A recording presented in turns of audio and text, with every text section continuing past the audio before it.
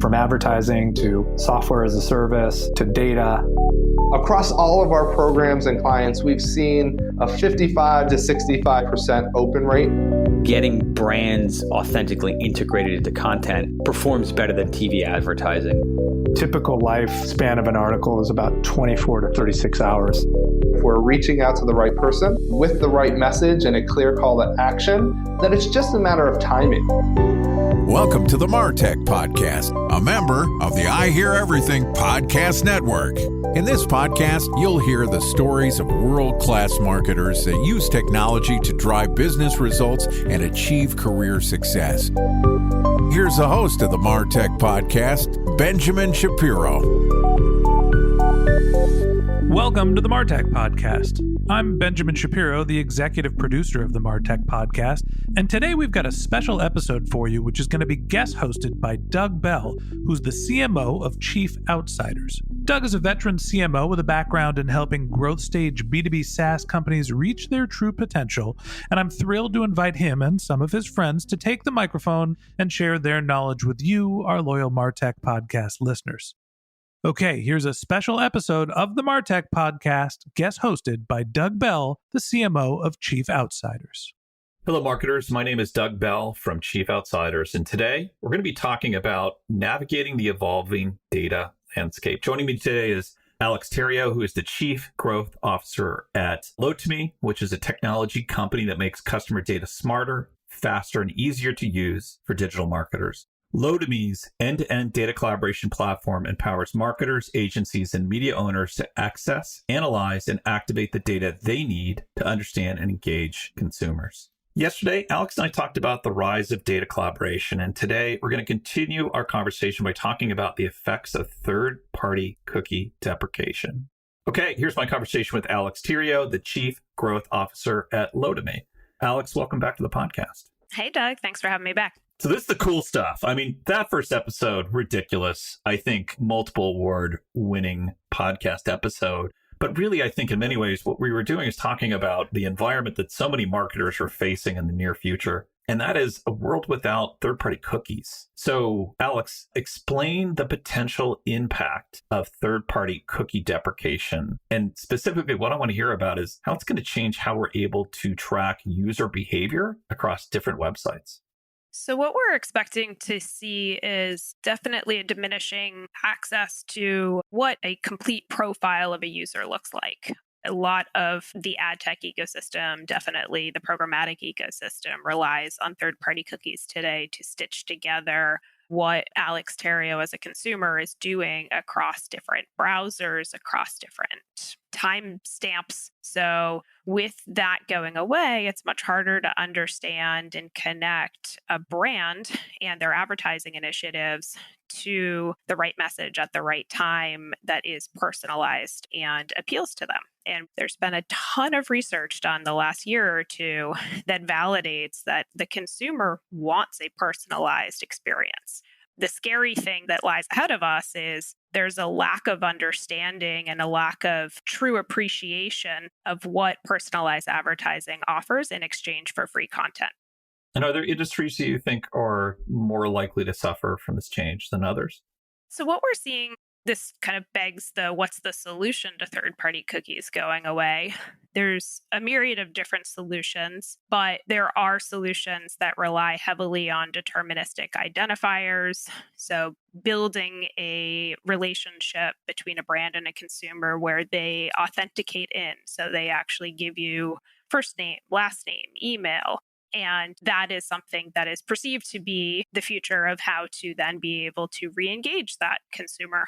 The challenge with that is that's a really good strategy for retention and messaging to your existing customer.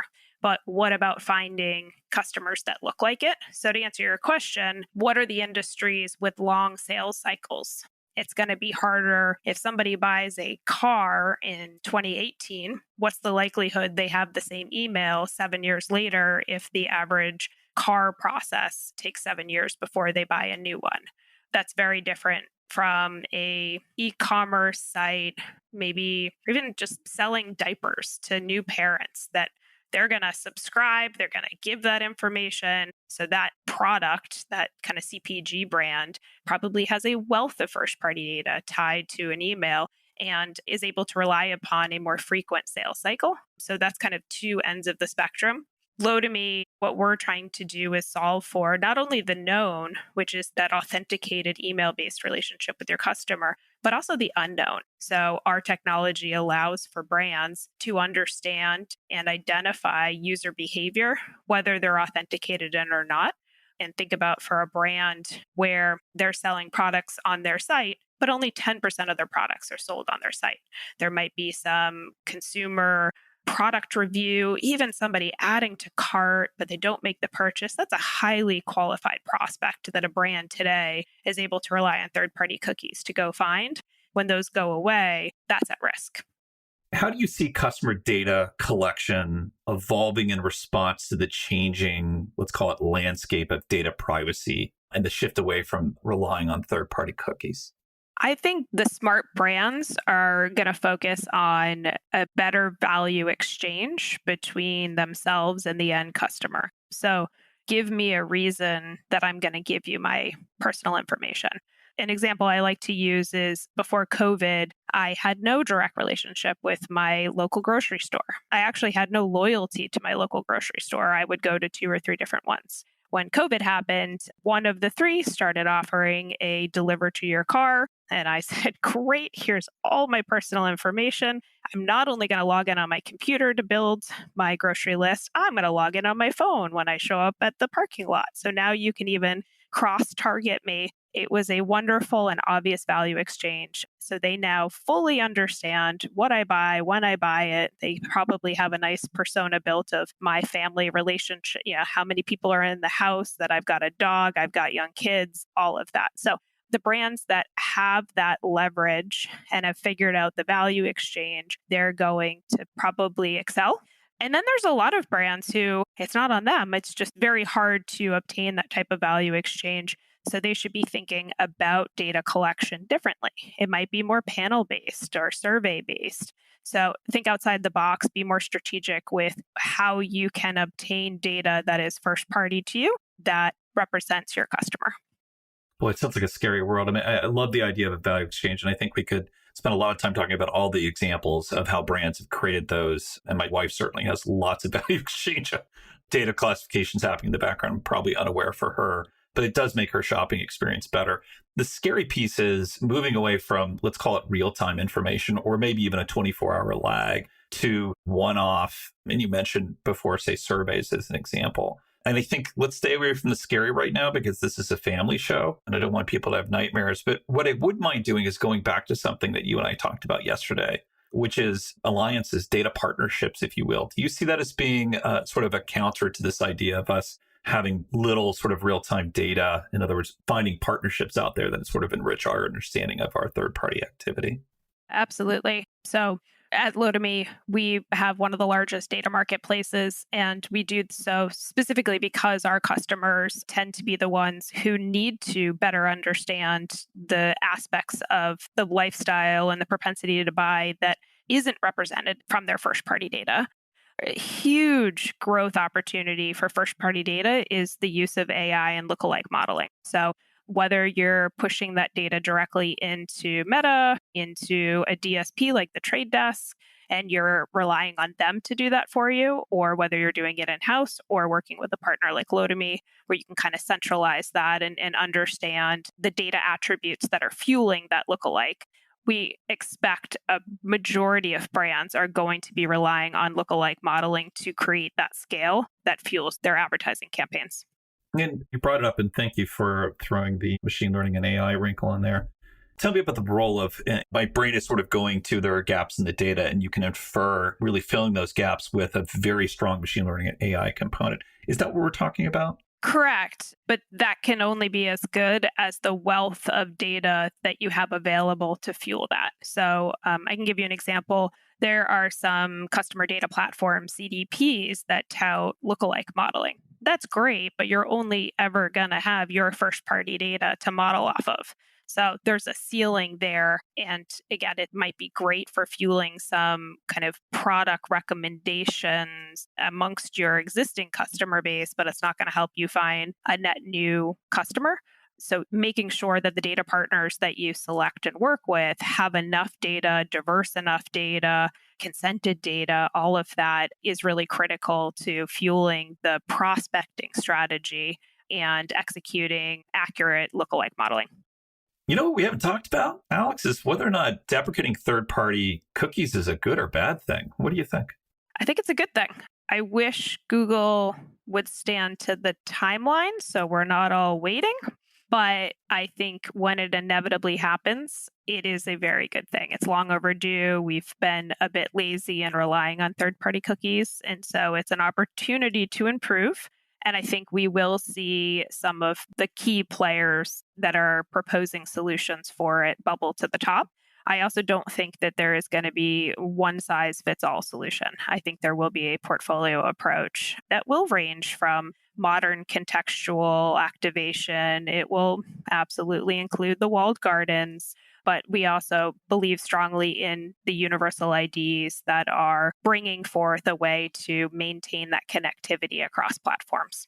So to summarize, it's going to make us better marketers, one. Two, to the degree that we're not held to a walled garden where data collaboration between brands is probably not going to happen as much as we want to. But ultimately, it sort of forces into a situation where we're looking at frenemies, if you will. We talked yesterday about hotels versus airlines. And really, at the end of the day, looking to each other to really create these data sets that we can use. Do you think there's a possibility that we're going to start seeing common data sets and data collaboration within, let's call them now enemies, or sort of broader product segments? So let's stay away from CRM because at the end of the day, that's in many ways settled out. But say forming categories where there's 7, 8, 9, 10 vendors. Do we see a world where potentially they're willing to get together just simply because they're lacking for data? Or do we just lean back into this idea that our marketing gets better because we're less lazy? I think it's more of the latter. I think it really is a forcing function. We're also going to see some of the bad players fizzle out that have been doing some questionable things. And again, some of the good players, the strong players, bubble to the top. And good players, strong players, I understand and recognize my prospects. I understand my ICP. My messaging typically resonates. I'm post product to market fit. And I'm putting things together in a narrative in a way that is not intrusive, but helpful to potential buyers. Did I define that well? I think so. I think the more tech savvy CMOs of the world have a huge opportunity to excel. I wouldn't sign up to be one of them right now. I feel for them. They have a very lofty day job, but we're already seeing the ones who are really leaning into alternatives already excel. And I think we're seeing the stronger CMOs, the stronger leaders sort of rise to the top. You mentioned this when we were chatting, when we first got together here, Alex, about the fact that ultimately a lot of CMOs are more and more technical these days. I would say at a very minimum, they need to be much more data conversant. And those that are not ultimately will struggle with this ideal state of creating narratives based on data and being able to put that in front of their prospects. I really learned a ton today. Alex, I really appreciate your spending some time with us. Thanks so much for having me. Okay, that wraps up this episode of the MarTech Podcast. Big thank you to Alex Theriault for joining us today. If you can't wait until our next episode and want to learn a little more about Alex, you can find a link to her LinkedIn profile in our show notes, or you can visit her company website at lotame.com. That's LOTAME.com. Okay, that wraps up this episode of the MarTech Podcast. Thanks to our guest host, Doug Bell, the CMO of Chief Outsiders. If you'd like to get in touch with Doug, you could find a link to his LinkedIn profile in our show notes, or you can contact him on Twitter, where his handle is Market Advocate. Or you could just visit his website, which is chiefoutsiders.com. Just one more link in our show notes I'd like to tell you about. If you didn't have a chance to take notes while you were listening to this podcast, head over to martechpod.com, where we have summaries of all of our episodes and contact information for our guests. You can also subscribe to our weekly newsletter, and you can even apply to be the next guest speaker on the MarTech Podcast. Of course, you can always reach out on social media. Our handle is MarTechPod, MarTechPod, on Twitter, Instagram, and Facebook, or you can contact me directly on LinkedIn. My handle is Ben J. Shap, BenJShap. And if you haven't subscribed yet and you want a daily stream of marketing and technology knowledge in your podcast feed, we're going to publish an episode every day this year. So hit the subscribe button in your podcast app, and we'll be back in your feed tomorrow morning. All right, that's it for today. But until next time, my advice is to just focus on keeping your customers happy.